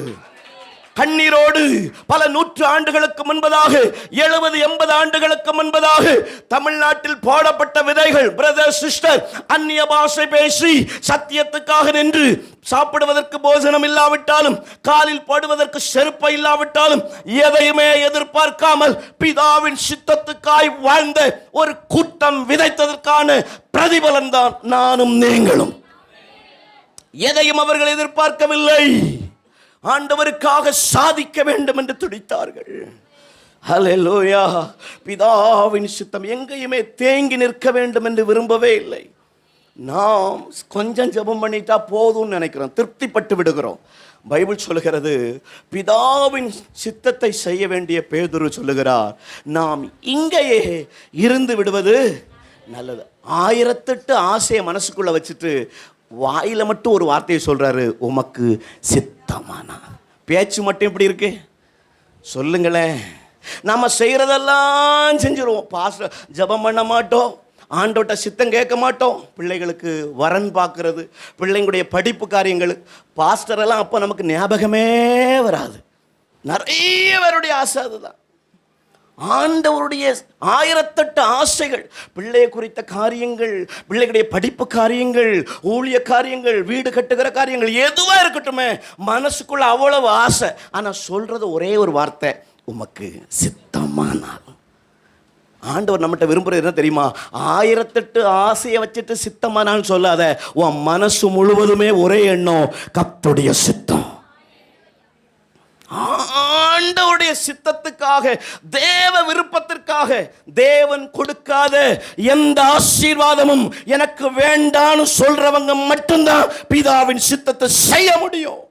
ஆண்டவர் தராத எந்த ஆசீர்வாதமும் எனக்கு தேவையில்லை. கர்த்தருடைய ஆசீர்வாதமே ஐஸ்வர்யத்தை தரும். தேவனுக்காய் வாழ துடிக்கிறவர்கள், வசனத்தின்படி வாழ துடிக்கிறவர்கள், ஆவில நிரம்ப விரும்புகிறவர்கள், பிரசனத்தை சுமக்க விரும்புகிறவர்கள், தேவனுக்கு சித்தம் இல்லாததை எவைகளையும் தன் பக்கம் சேர்த்து கொள்ள மாட்டார்கள். அது யாராக இருக்கலாம், எவைகளாக இருக்கலாம், ஒரே ஒரு எண்ணம், பிதாவின் சித்தம் செய்து அவர் கூப்பிடும் போது இங்கே கண்ணை மூடினால் அங்கே கண்ணை திறக்க வேண்டும். சாம்சன் சதீஷை தமிழ்நாடு முழுவதும் தெரிந்து பிரயோஜனம் இல்லை பிரதர். நிறைய கூட்டங்களை ராஜா பயன்படுத்துகிறார். ஆனால் விளம்பரத்துக்கு எங்களுக்கு பஞ்சம் இருக்காது. ஆங்காங்கே விளம்பர பதாகைகள் வைத்திருக்கும், பயங்கரமாக 5 ஸ்டார் ஹோட்டலில் எங்களுக்கு புக் பண்ணுவாங்க, எல்லாம் பண்ணுவார். ஆனால் மனசுக்குள்ள ஒரே ஒரு ஆசை, ஒரே ஒரு அழுகை வரும். அவ்வளோ பெரிய ரூமில் படுத்திருக்கும் போது, அவ்வளோ பெரிய ரூமில் தங்கி ஊழியம் பண்ணும்போது மனசுக்குள்ள ஒரு எண்ணம் வரும், பிதாவின் சித்தத்தை. இன்னைக்கு இவங்கெல்லாம் சாம்சனை தெரிஞ்சாலும் பரலோகத்துக்கு என்னை தெரியலன்னு சொல்லிட்டார்னா, நான் பிரபலமாகிறதை விட நான் கிறிஸ்துவுக்கு பிரயோஜனமாகிறதையே விரும்புகிறேன். ஆமென் சொல்லுங்கள். கிறிஸ்தவர்களாகிய தேவ பிள்ளைகளாகிய எனக்குள்ளும் உங்களுக்குள்ளும் இருக்க வேண்டிய விஷயம், நான் பிரபலமாக வேண்டாம், கிறிஸ்துவுக்கு பிரயோஜனமாக வேண்டும். பிரபலமாகி பிரயோஜனமாகாம போனால் பரலோகம் கிடைக்காது. பிரயோஜனமாக இருந்து பிரபலமாகாட்டாலும் பரலோகம் கிடைக்கும். ஆமென் சொல்லுங்களேன். ஆனால் இன்னைக்கு மக்கள் எதற்கு முதலிடம் கொடுக்குறாங்க சொல்லுங்க? ஆமாம், எங்களை மாதிரி ஜெயக்குமார் பாஸ்டர் மாதிரி, சுரேஷ் பாஸ்டர் மாதிரி ஆட்களெல்லாம் இன்னைக்கு மக்கள் விரும்ப மாட்டாங்க. நாங்கள் கொஞ்சம் கெத்தாக பேசணும். எப்படி பேசணும்? பிரைஸ் இல்லை பிரதர், எப்படி இருக்கீங்க, நல்லா இருக்கீங்கல்ல, ஒரு 3 நாள் கன்வென்ஷனல் பேசணுமா, ஓகே, எவ்வளோ கொடுப்பீங்க? ஒரு ஃபாஸ்டிங் ப்ரேயருக்கு 5000 கொடுத்துருங்க, நைட் மீட்டிங்கு ஒரு 10 கொடுத்துருங்க, டோட்டலாக ஒரு 50 கொடுத்துருங்க, தூத்துக்குடிக்கு வரதுக்கு ஃப்ளைட் டிக்கெட் போட்டுருங்க, அங்கேருந்து டொயோட்டா இனோவாவில் எங்களை கூப்பிட்டு வந்துடுங்க. நாங்கள் ஒரு லிஸ்ட்டை போட்டு 2.5 லட்சத்துக்கு உங்களை தாக்கிட்டோம்னா எங்களை நீங்கள் எப்படி பார்க்குறீங்க சொல்லுங்கள்? ஏ அப்பா, எவ்வளோ பெரிய ஆட்களாக இருக்காங்க. நாங்கள் போகிற இடத்துல கொடுக்குற மைக்கில் பேசிட்டு, படுக்கிற இடத்துல படுத்துட்டு, ஆமாம் ஊழியத்தை பண்ணிட்டு போனால் இவங்க 3 பேருக்கும் எங்களுக்கு நீங்கள் என்ன பேர் வச்சுருக்கேன்னா, சாம்சனுக்கும் ஜெயக்குமார் பாஸ்டருக்கும் சுரேஷ் பாஸ்டருக்கும் பிழைக்க தெரியாதவங்க. எங்களுக்கு இந்த உலகம் என்ன பேர் வைக்கி? பிழைக்க பிழைக்க தெரியும். இங்கு நாங்கள் பிழைக்க தெரியாவிட்டாலும் பரவாயில்லை, நித்திய ஜீவனை நாங்கள் சுதந்திரித்துக் கொள்ள வேண்டும். ஹல்லேலூயா, ஆமென் சொல்லுங்களேன். பைபிள் சொல்லுது, இங்கே இருந்து விடுவது நல்லது. உன்னை இங்கேயே இருக்கிறதுக்கா மீன் பிடித்து கொண்டிருந்த உன்னை மனுஷரை பிடிக்கிறவளாக்குவேன் என்று கூப்பிட்டு வந்தாரு. பிதாவின் சித்தத்தை செய்ய விடாதபடிக்கு இந்த பேதுருவுக்குள் இங்கேயே இருந்து விடலாம் என்கிற விருப்பத்தை கொண்டு வந்தது மாம்ச விருப்பம். என்ன விருப்பம் சொல்லுங்க? மாம்ச விருப்பம். என்ன மாம்ச விருப்பம்? அங்கே இங்கேயும் ஓடி ஓடி ஊழியம் பண்ண வேண்டாம். இவர் அங்கே போக சொல்லுவார், இங்கே போக சொல்லுவார். ஏன்னா மத்தேயு 10 எல்லா அதிகாரத்தையும் கொடுத்துட்டார். பேயை துரத்து, நோயை சோமாக்கு, சுவிசேஷாரி, கிராமம் போ, கையில் எதையும் என்ன செய்யாத, கொண்டு போகாத, எல்லாத்தையும் சொல்லிட்டாரு. இனி அங்கே போனால் நம்மளை பெண்டை நிமித்துருவார். கண்டிப்பாக அந்த 9 பேரை என்ன செய்யட்டும், கஷ்டப்படட்டும். நம்ம இங்கேயே உட்காந்துடலாம், என்ன செஞ்சிடலாம், இங்கேயே எனக்கு கொடுத்துருவார். சாப்பாடும் கொடுத்துருவார். 12 பேருக்கு எக்ஸ்ட்ரா ஒரு கூடையும் கொடுத்துட்றாரு. சாப்பாட்டுக்கு பஞ்சம் இல்லை, மதிப்புக்கு பஞ்சம் இல்லை, மேன்மைக்கு பஞ்சம் இல்லை, துட்டுக்கு பஞ்சம் இல்லை, எல்லாவற்றையும் அழகாக பார்த்துறார். அவனுக்கு என்ன ஆசைன்னா, இங்கே இருந்துட்டோம்னா மாம்சிக விருப்பங்கள் சில தேவ திட்டங்களை, தேவ சித்தங்களை நம்ம வாழ்க்கையில் தடை பண்ணிடும். நீங்கள் நல்லா ஜெபிக்கணும்னு விரும்புவீங்க, ஆண்டவருக்கு பிரியமா இருக்கும்னு விரும்புவீங்க. வேதம் சொல்லுகிறது, நம்ம ஆத்மாவுக்கு விரோதமாய் போர் செய்கிற மாம்சிக இச்சைகளை விட்டு நீங்கள் விலகுங்கள். தேவனுக்கு பிரியமாய் இருக்கணும்னு எவன் ஒருவன் விரும்புகிறானோ, பிசாசானவன் அதிகமான இச்சைகளை தூண்டி, ஆபாசங்களை தூண்டி, பண ஆசைகளை தூண்டி, அதிகமான காரியங்களை கொண்டு வந்து எவங்க மேலே விசேஷித்த அபிஷேகம் இருக்கோ அவங்களுக்கு பிசாசு நிறைய ஆஃபர் கொடுப்பான். உங்களுக்கு தெரியாது, நீங்கள் இந்த ஆஃபர்லாம் பார்த்துருக்க மாட்டீங்கன்னு நினைக்கிறேன். யார் மேலே ரொம்ப அபிஷேகம் இருக்குதோ அவங்களுக்கெல்லாம் பிசாசு ஒரு ஆஃபர் வைப்பான். என்ன ஆஃபரு? இந்த பாவத்தை நீ செஞ்சிட்டன்னா எங்கேயோ தேவர்களை போல ஆக்கி விடலாம். ஏவாள்கிட்ட என்ன சொல்கிறான்? இந்த பழத்தை புசிச்சுட்டேன்னா மேக்கப்பே போட வேண்டாம், அழகாயிருவேன். ஃபேர் அண்ட் லவ்லியே தேவையில்லை, பவுடரே போடாத. யார்கிட்ட என்ன கதை சொன்னால் சரியாகணும் அவனுக்கு தெரியுது பாருங்க. யாரை உசுப்பேத்தினா வீட்டில் கதை நடக்கும். ஆமேன். ஒரு அக்காட்ட போய் நீங்கள் ரொம்ப அழகாக இருக்கீங்கன்னு சொன்னீங்கன்னா அவங்க தரையிலே நிற்க மாட்டாங்க. கடைசி 5 நிமிஷம் கழிச்சு நாங்கள் சும்மா தான் சொன்ன பிறகு தான் கீழே உட்காருவாங்க. மனசில் ஆயோ?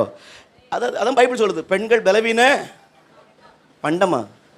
நல்ல வேலை. இந்த பாண்டம், இந்த பலவீனமான பாண்டம் யார்கிட்ட போய் என்ன சொன்ன, நீ என்ன செய்வ தெரியுமா, இந்த பழத்தை மட்டும் சாப்பிட்டோன்னா உன்னை பார்த்தா அவ்வளவு அழகா இருக்கும் அப்படி சொன்னோன்னா இவளுக்கு கால் தரையிலே நிற்கல. மாம்ச ஆசையை தூண்டி விடுவான். ஆமே, மாம்ச ஆசையை தூண்டி. ஊழியம் செஞ்சுட்டு இருக்கிற எங்கிட்ட நிறைய ஊழியக்காரங்க வருவாங்க, வந்து சொல்லுவாங்க, பிரதர் நீங்கள் இந்த திட்டத்தில் மட்டும் இந்த ஒரு 4 பேரை சேர்த்து விடுற இந்த ஸ்கீமில் மட்டும் நீங்கள் சேர்ந்துட்டீங்கன்னு வைங்களேன், ஏபிசின்னு 3 பேரை சேர்த்து விடுங்க, ஏபிசின்னு ஒரு 3 பேரை சேர்த்து விடுங்க, 6 மாதத்தில் உங்களுக்கு கோல்டு காயின் கிடைக்கும். அடுத்து 1 வருஷத்தில் எங்கே போவீங்க? எங்கே போவீங்க? ஃப்ளைட்டில் போகிறோமோ எங்கே போகிறோமோ, நீங்கள் ஃப்ளைட்டில் போயிடுவீங்க, எங்கேயோ போயிடுவீங்க. நமக்குள்ளே என்ன தூண்டி விடுறாங்க? நீங்கள் நிறைய கிராமங்களுக்கு போகிறீங்களே பிரதர், நிறைய ஊழியக்காரங்க உங்களுக்கு பழக்கம் இருக்காங்கல்ல, நீங்கள் ஈஸியாக சொன்னாலே போதும் 3 பேர் சேர்ந்துருவாங்க. நீங்கள் ஸ்டார்டிங்கில் ஒரு 5000 கட்டுங்க. 2 மணி நேரம் பிரெயின் வாஷ் பண்ணியிருக்காங்க எங்களை. ஆண்டவர் சொன்னார், ஒருவனை பகைத்து ஒருவனை சிநேகிக்க வேண்டியதாக இருக்கும். நீ என்னால் அழைக்கப்பட்டவன், நீ தேசத்திற்கு என்னை கொண்டு செல்ல வேண்டியவன், நீ மரித்தோரை உயிரோடு எழுப்ப வேண்டியவன், நீ என்னுடைய அப்போஸ்தலன் என்று நீ மறந்து விடக்கூடாது. கிராமங்கள் தோறும் ஜனங்களை எழுப்புகிற ஒரு அபிஷேகம் உனக்குள் வைத்திருக்கிறேன். தேசம் முழுவதும் எழுப்புதலை கொண்டு வருகிற ஒரு பெரிய திட்டம் வைத்திருக்கிறேன். ஆனால் நம்மை மாம்சிக ஆசைகளை தூண்டி பிதாவின் சித்தத்தை விட்டு குறுகிய வட்டத்தில் இருக்க வைப்பதற்கு சத்துருவானவன் போராடி கொண்டே இருப்பான். அப்போ நல்லா ஓடிட்டு இருந்தோம், நல்ல தேவனுக்காக பிரகாசித்தோம், நல்ல ஜெபம் பண்ணோம், நல்ல அபிஷேகத்தில் நிரம்பணும். ஆனால் ஏதோ ஒன்று வேதம் சொல்லுகிறது, ஒரு செத்த ஈ பரிமள தைலத்தை கெட்டு நாரி போக பண்ணும். அவ்வளோ பெரிய பரிமள தைலத்தை கெட்டு நாரி போக பண்ணுறதுக்கு பெரிய விலங்குகள் அவசியம் இல்லை. சின்ன ஈ, ஒரு செத்த ஈ, ஒரு சொற்ப மதியினம், ஒரு சொற்ப ஆசை, ஒரு சொற்ப தவறான நினைவு, நம்ம நினைவுகளில் ஆபாசமான எண்ணங்கள், தவறான எண்ணங்கள், பல ஆசைகள், அடுத்தவங்களை ஏமாற்றணும்னு ஒரு எண்ணம் வரும்போது அபிஷேகத்தில் நிரம்பி நீங்கள் நிர்மூலமாக்கிட்டீங்கன்னா அது உங்கள் வாழ்க்கையில் வளராது. வேதம் சொல்லுகிறது, நம்மை நெருங்கி நிற்கிற பாரமும் பாவமும் நெருங்கி நீக்குதான். மாம்ச ஆசைகளை தூண்டி தேவ சித்தத்தை விட்டு விலகி இதிலே இருந்துருவோம். சிம்சோன் வேதம் சொல்லுகிறது, கழுதையின் தாடை எலும்பை எடுத்து பல பேரை கொண்டு குவித்தவன். அவ்வளோ பெரிய மாவீரன். அந்த மாவீரன் நல்ல அபிஷேகத்தில் தேவ சித்தத்தை செய்கிற வரைக்கும் அந்த அபிஷேகம் பெற்ற மாவீரனை, அந்த பெரிய பராக்கிரமசாலியை ஒருத்தம் கூட எதிரி நெருங்க முடியல. ஆனால் என்றைக்கு ரகசியம் வெளிப்படுத்தப்பட்டு இச்சைக்கு ஆசைக்கு இடம் கொடுத்து தன் பலனை தன் அபிஷேகத்தை இழந்து போனாரோ, பைபிள் சொல்லுது, கண்கள் பிடுங்கப்பட்டு வேடிக்கை காட்டுவதற்கு அழைத்து வரப்பட்டாரா. நிறைய பேர் சொல்லுவாங்கல்ல, இவ்வளோ பெரிய மாளிகை வீடு இந்த ஊரில் இருக்கே சார், யார் வீடு அப்படின்னு கேட்டால் சொல்லுவாங்க, அவங்கெல்லாம் ஒரு நாள் நல்லா வாழ்ந்தவங்க சார், இப்போ வாழ்ந்து கெட்டவங்க சொல்லுவாங்கல்ல. சொல்லுங்கள், நம்ம நிறைய பேர் சொல்லுவாங்கல்ல, இந்த காலத்தில் ஒரு 50 வருஷத்துக்கு முன்னாடி இந்த சர்ச்சையெல்லாம் அப்படி இருந்து பாஸ்டர். நிறைய பேரை பார்த்து சொல்லுவாங்க, இவங்கெல்லாம் அப்போ அப்படி ஊழியம் பண்ணாங்க, இவர் ஜெபம் பண்ணார்னா எனக்கு நான் ஊமையா இருக்கிறவங்களாம் பேசிட்டாங்க பிரதர், கண்ணு தெரியாதவங்களுக்கெல்லாம் கண்ணு தெரிஞ்சிட்டு, அந்த பிரதர் அந்த பாஸ்டர் அப்படி ஊழியம் பண்றார், அந்த பிரதர் அப்படி ஊழியம் பண்ணார், அந்த சிஸ்டர் அப்படி ஊழியம் பண்ணாங்க. இப்போ சில ஆசைக்கு இடம் கொடுத்து பிள்ளைங்களை கட்டி கொடுக்க கூடாத இடத்துல கட்டி கொடுத்து இப்போ ஜெபத்தையும் இழந்துட்டாங்க, சபையை விட்டுட்டாங்க, பின்மாற்றம் அடைஞ்சிட்டாங்க. பிரதர், உங்கள் பிள்ளைகளுக்கும் உங்கள் தேசத்திற்கும் உங்களை நேசித்து உங்களை ஃபாலோ பண்ணுற உங்களை பார்த்து கிறிஸ்துவை பின்பற்றுறவங்களுக்கு நம்ம செத்துட்டு பரலோகத்துக்கு போகும்போது அவங்களுக்கு ஒரு கரும்புள்ளியை வச்சுட்டு போயிடக்கூடாது. ஸ்தேவானின் மரணம் கூட சவுலுக்கு ரட்சிப்பாய் மாறிட்டு. ஆமென் சொல்லுங்களேன்.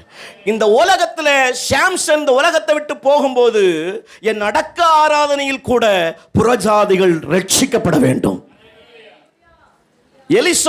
செத்துப்போன எலிசாவின் எலும்புகளில் ஒருவன் விழுந்த செத்துப்போன எழும்போது அவன் உயிரோடு எழும்புகிற அளவிற்கு எலிசாவுக்குள் இருந்த அவ்வளவு ஃபில்லாம் நிரப்பப்பட்ட அந்த அபிஷேகம் நமக்குள்ளையும் இருக்குது. நாம் அதை பயன்படுத்த தெரியல. நம்ம சுகபோகமா தேவையில்லாத காரியங்களுக்கு இடம் கொடுத்து பிதாவின் சித்தத்தை செய்கிறத மறந்துட்டோம். நம்மை குறுகிய வட்டத்திலே சத்துரு உட்கார வச்சுட்டான். இங்கேயே இருந்துடலாம், இது போதும், இனி வேணாம் அப்படின்னு சொல்ற அளவுக்கு உட்கார வைக்கிற சில அலட்சிய ஆவிகள், என்ன சொல்றது, சாக்கு போக்கின் ஆவிகள் இன்றைக்கு நம்முடைய குடும்பங்களை விட்டு அது நிர்மூலமாகி போவதா.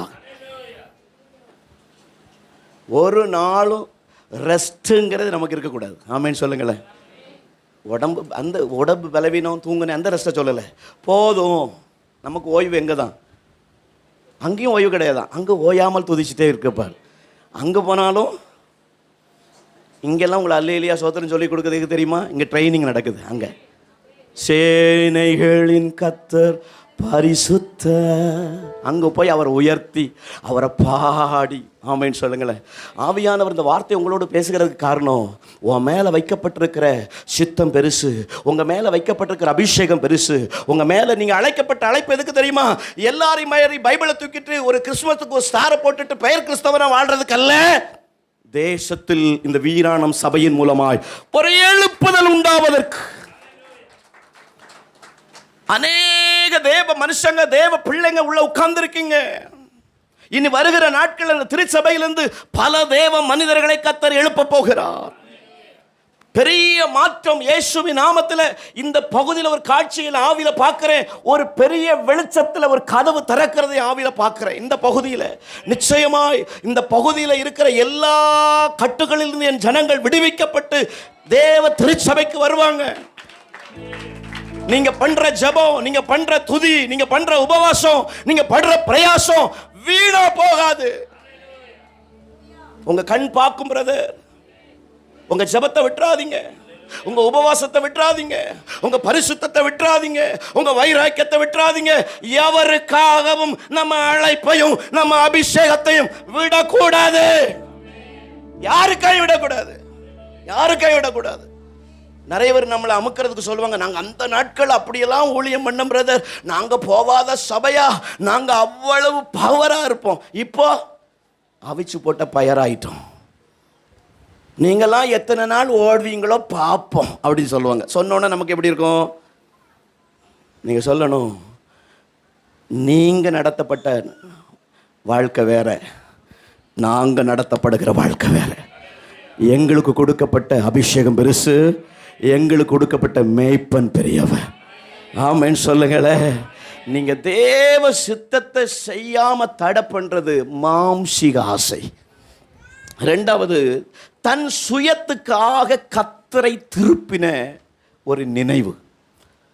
தன்னுக்கு இங்கே இருக்கணும்னு விருப்பம் இருக்குது, நாம் இங்கே இருக்கிறது நல்லதுன்னு பேதருக்கு விருப்பம் இருக்குது. நீ இருக்கணும்னா இங்கே இருக்க வேண்டியது தானே, நீ மட்டும் இருக்க வேண்டியது தானே. உன் விருப்பத்துக்கு யாரை திருப்புற? கடவுளை திருப்புற, கர்த்தரை திருப்புற. நாம் இங்கேயே நாம் நினைக்கிறோம் நம்ம ஜெபத்தை எல்லாம் கர்த்தர் கேட்டு பதில் கொடுக்கணும்னு நினைக்கிறோம் இல்லை? நமக்கு எல்லாமே கர்த்தர் என்ன செஞ்சிடணுமா? எல்லாத்துக்கும் நம்ம ஜெபத்துக்கு எல்லாமே அவர் என்ன செய்யணுமா? டிக் பண்ணிடணும். எதுவுமே என்ன செஞ்சிடக்கூடாது, தவறுன்னு போட்டுறக்கூடாது. தவறுன்னு போட்டால் மூஞ்செல்லாம் இஞ்சி தின்னு டேஷ் மாதிரி ஆயிடுது. நமக்கு ஆண்டவர் ஒரு காரியத்தை, பிள்ளைங்க திருமண காரியம், படிப்பு காரியம், வீடு கட்டுற காரியம், லோன் வாங்குற காரியம், எதுவாக ஜபிக்கிறனாலும் நம்ம என்ன நினைக்கிறோம் தெரியுமா? ஒரு 4 பாட்டு வச்சுருக்கோம், ஃபாதர் பாட்டு. தப்பு பண்ணால் ஒரு பாட்டு, நான் பாவம் செய்தேன், உம்மை நோகச் செய்தேன், உம்மை தேடாமல் வாழ்ந்தே வந்தே, என்னை மன்னியோ. நம்ம குரலையும் அவர் கேட்டுட்டு இன்னும் அமைதியாக இருக்கார் பாருங்க.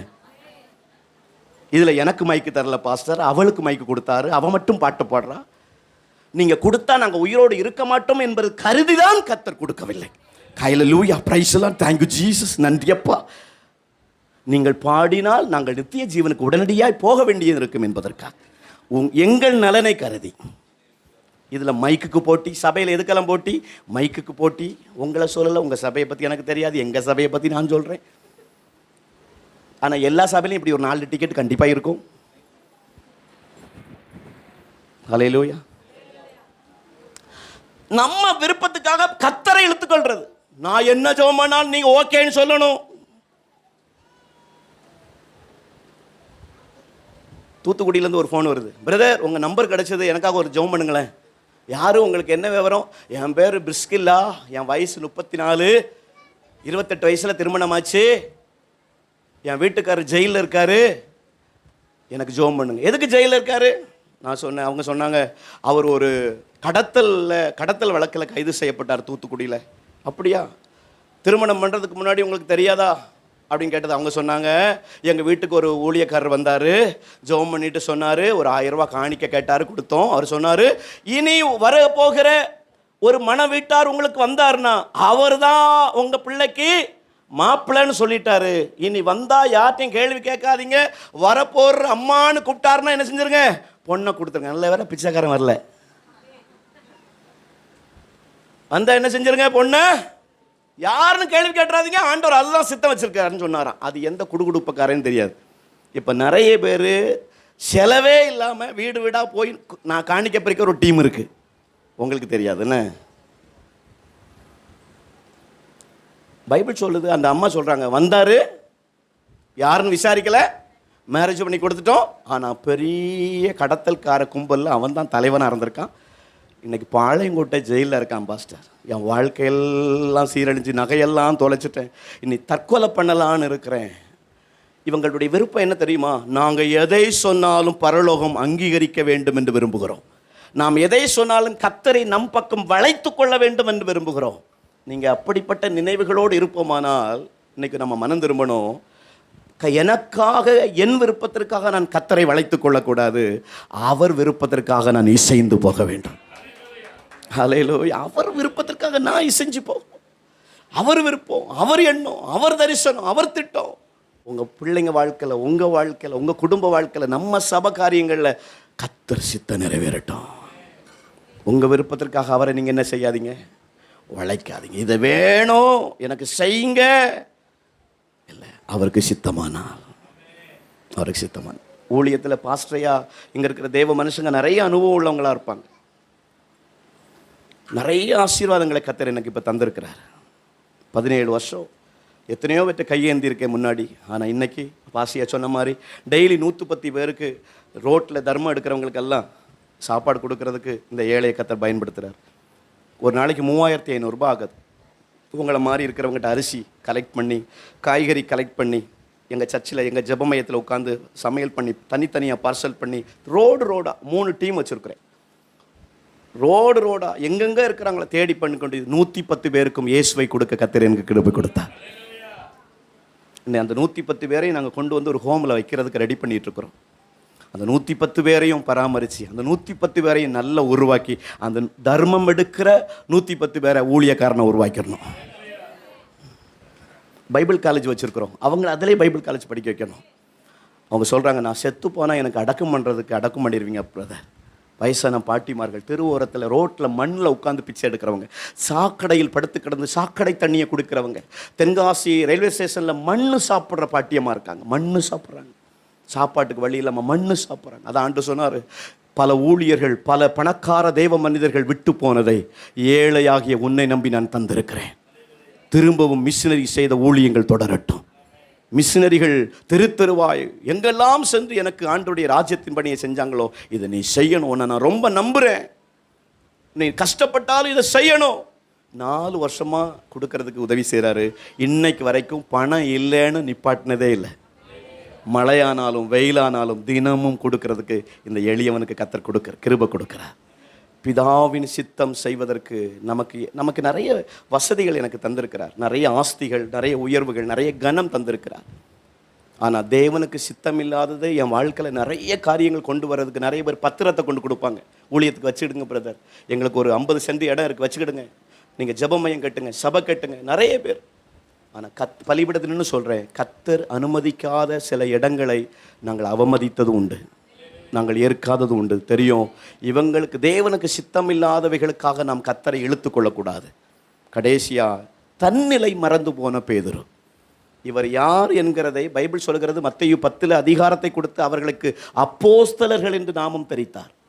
ஆனால் தான் யார் என்பதை மறந்து போன பேதுரு, தன்னிலையை மறந்து போனோம். தமிழ்நாட்டில் இருக்கிற சபைகள் தன்னிலை மறந்து போனது.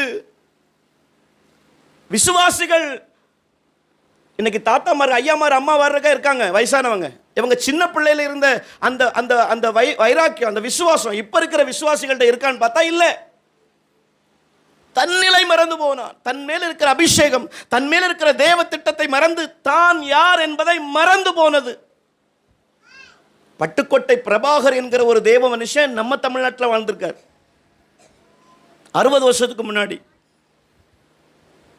அந்த பட்டுக்கோட்டை பிரபாகர் என்கிற தெய்வ மனுஷன் கஷ்டப்பட்ட தெய்வ மனுஷன். இப்போ நம்ம தாத்தாமார் ஊழியம் பண்ணும்போதெல்லாம் இதை மாதிரி அழகான சபை கிடையாதுல்ல, ஓலை குடிசை தான், சாணி முழகின தர தான். கன்வென்ஷனுக்கு 3 நாள் கூப்பிட்டா கூப்பிடுகிற ஊழியக்காரங்க, வர்ற ஊழியக்காரங்களுக்கு காணிக்க கொடுக்கறது கூட காசு இருக்காதான், சாப்பாடு கொடுக்க காசு இருக்காதான். இவர் என்ன செய்வாராம் தெரியுமா? செய்தி கொடுத்துட்டு மக்களெல்லாம் வீட்டுக்கு போன பிறகு ரோட்டு ஓரங்களில் நிற்கிற இந்த புளியங்காயை பறித்து விவசாயிகள் மகசூல் பண்ணி அழுகி வேண்டான்னு தூரப்பட்ட அந்த பல்லாரியை எடுத்து 2ஐயும் கல்லில் வைத்து நல்லா நச்சு அதை சாப்பிட்டு பைப்பில் அடி பைப்பில் தண்ணி குடிச்சிட்டு வந்து படுப்பாராம். 3 நாள் கன்வென்ஷன் முடிச்சுட்டு நடந்தே ஊழியத்துக்கு போவாராம். இந்த பட்டுக்கோட்டை பிரபாகர் என்கிற ஒரு தாத்தா, நல்ல ஆவிக்குரிய மனுஷன். இந்த மனுஷன் நடந்து போகும்போது ஒரு காலனியை பார்க்குறார். காலனி வீடு பார்த்துருக்கீங்களா? காலனி வீடை பார்க்குறார். காலனி வீடை பார்க்கும்போது இவர் பார்க்குறாரு, நம்ம விசுவாசிகள் ஒரு 7 பேருக்கு சுவிசேஷம் அறிவித்து வச்சுருக்காரு. இங்கெல்லாம் சுவிசேஷம் அறிவிக்க போனீங்களான்னு கேட்குறாரு. அப்போது கேட்கும்போது அவங்க சொல்கிறாங்க, இல்லை அவங்கெல்லாம் நாங்கள் பார்க்க மாட்டோம், அது காலனி வீடு அப்படின்னு சொல்கிறாங்க. இவர் சொன்னாராம், ஏசு எங்கேயுமே காலனின்னு பார்க்கல, ஏசு எங்கேயுமே ஜாதி பார்க்கல, ஏசு ஜாதியை உடைக்கிறதுக்கு தான் இந்த பூமிக்கு வந்தார். முத சமத்துவத்தை கொண்டு வந்ததே ஏசு தான். ஏசு தன் சீசர்களுடைய பாதத்தை கழுவினார், ஏற்றத்தாழ்வுகளை உடைத்தார். இதெல்லாம் சொல்லி கொடுத்துட்டு இவர் காலனி வீட்டுக்குள்ளே போயிட்டாராம். காலனி தெருவுக்கு போகும்போது அது ஒரு 60-70 வீடு இருக்குது.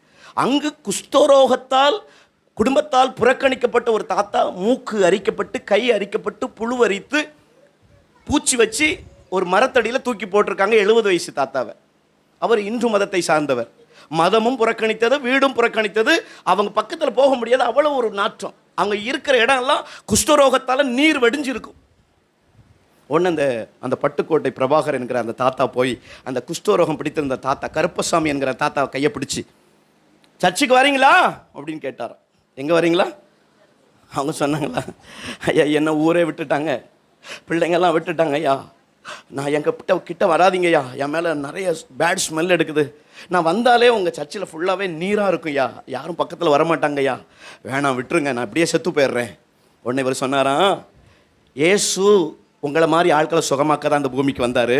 நான் எதுக்கு சொல்கிறேன்னா, தன்னிலையை இந்த நாட்டில் இந்த காலத்தில் இருக்கிற சபை மறந்துட்டு, எதற்காக சபை, எதற்காக அபிஷேகம், எதற்காக விசுவாசி? அந்த குஷ்டரோகம் பிடித்த தாத்தாவை 4 விசுவாசி பாஸ்டர் சொன்ன உடனே ஒரு தவறா நினைக்காம அவர் கையை பிடிச்சிட்டு போனால் கையெல்லாமே நீர். இவங்க கையெல்லாம் கொண்டு சபையில் வச்சா, ஞாயிற்றுக்கிழமை ஆராதனையில் கொண்டு வச்சா அந்த பகுதியெல்லாம் நீராக இருக்குது, ஈ எரிக்குது. அந்த ஓலை போட்ட குடிசையில் சபையில் 2-3 அப்போ ஆராதனை எப்போ 9 மணிக்கு ஆரம்பித்தா 4 மணிக்கு தான் முடியும். அப்போ கீபோர்டு கிடையாது, அப்போ என்னது தான், ஒரு ட்ரம்மு தான். இப்போ நம்ம 2.5 மணி நேரம் ஆராதனைக்கு 10 ட்ரிப்பு கிளாக்கை பார்க்கும், பாஸ்ட் எப்போ முடிப்பாங்கன்னு. அப்போ 4 மணிக்கு முடித்தா உண்டான், இல்லைன்னா 5 மணிக்கு வரைக்கும் போமா. அப்போ வரைக்கும் அந்த குஷ்டரோகம் உள்ள தாத்தா உட்காந்து திருப்பி போனால் பாஸ்டர் சொன்னாராம், 4 பேர் கை தூக்குங்க, இந்த தாத்தா உட்காந்துருக்கிற இடத்த டெய்லி க்ளீன் பண்ணுறது யாரு அப்படின்னு கேட்டாராம். 4 விசுவாசி கையை தூக்கி சொன்னாங்களாம், முதல் சண்டை நான் க்ளீன் பண்ணுறேன், செகண்ட் சண்டே அவர் க்ளீன் பண்ணுவார்னு சொல்லி 4 பேர் பொறுத்த விட்டுத்தாங்களாம். 4 பேர் குஷ்டரோகம் பிடிச்ச தாத்தாவை சர்ச்சை கூட்டு வரணும், சர்ச்சை க்ளீன் பண்ணணும், வீட்டில் கொண்டு வைக்கணும். அந்த பகுதியில் புறஜாதி மக்கள் சபையை அப்போ தான் திரும்பி பார்க்க ஆரம்பித்தாங்களா. அவங்க என்ன நினச்சிட்டாங்கன்னா, இவங்க மதமாத்தம் வந்ததாக தப்பாக புரிஞ்சுக்கிட்டாங்க. ஆனால் இவங்க இப்படிப்பட்ட ஐயாவை தூக்கிட்டு வந்த உடனே 6 மாதம் கழித்து அந்த தாத்தா மூழ்கி ஞானஸ்தானம் எடுக்கிறாரு தொட்டிக்குள்ளே. குஷ்டரோகம் இருக்கு, அந்நிய பாஷை அபிஷேகத்தை பெற்றுக்கொள்றார். எல்லாரையும் மாதிரி திருவிருந்தில் ஒரே லைனில் உட்கார்ந்துருக்காரு. அங்கு ஜாதி உடைக்கப்பட்டது, அங்கு சமத்துவம் உண்டாயிற்று. ஞானஸ்தானம் எடுக்கிறாரு, சபைக்கு வராரு, சபையில் விருந்தினராக மாறுறாரு, ரொம்ப நாளாக அப்படியே நினச்சிருக்கிறாரு. இப்போ ஒரு யூத் மீட்டிங்கில் ஒரு வாலிப பிள்ளை ரொம்ப ஆக்டிவாக இருக்கிறா, ரொம்ப டான்ஸ், நல்ல பாட்டு, நல்ல அபிஷேகம்.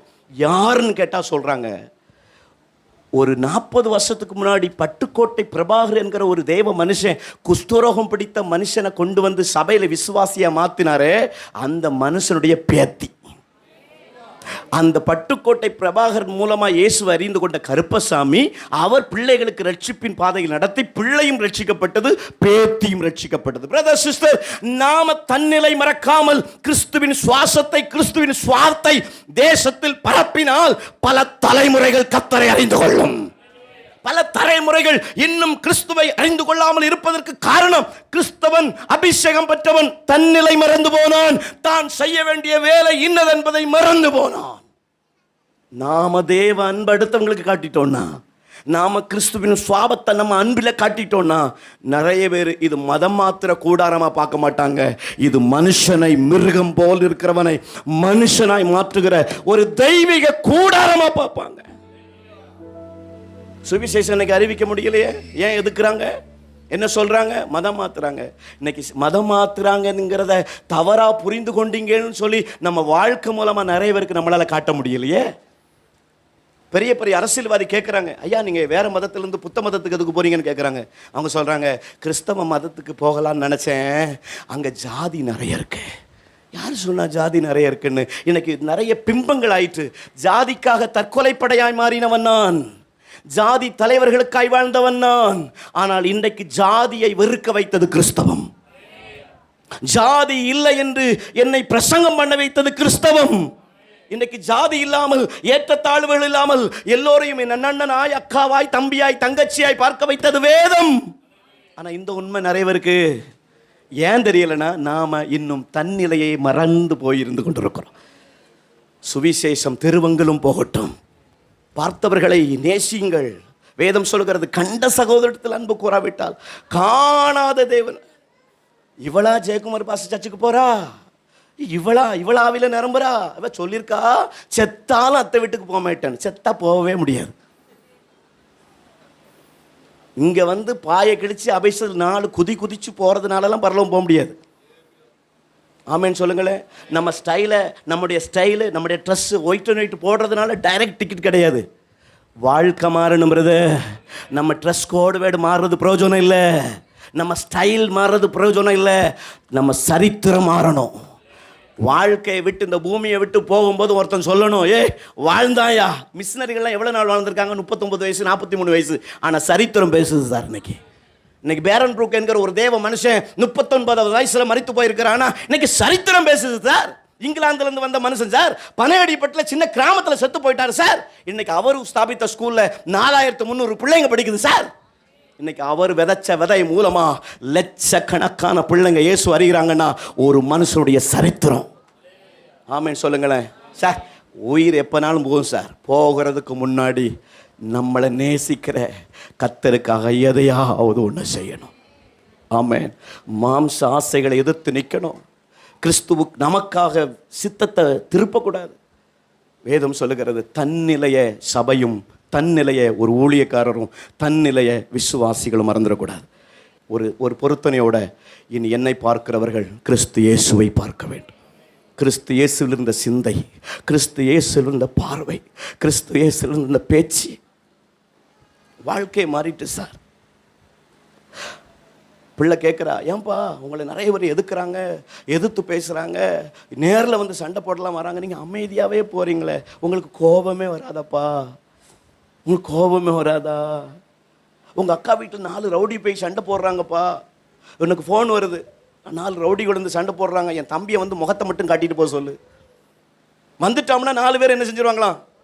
நான் சொன்னேன், அது அந்த சதீஷ் செத்து போய் 17 வருஷம் ஆச்சு. நான் கிறிஸ்துவுக்காக தான் வாழணும். நான் சாகும்போது ஒரு கிறிஸ்தவ போதகர் ஊழியக்காரர் செத்தார்னான் இருக்கணும். நம்முடைய வேதம் சொல்லுகிறது, அவர் பயமுறுத்துகிறவர்களை பயமுறுத்தாமலும், ஆமென், வையப்படும் போது பதில் வையாமலும்.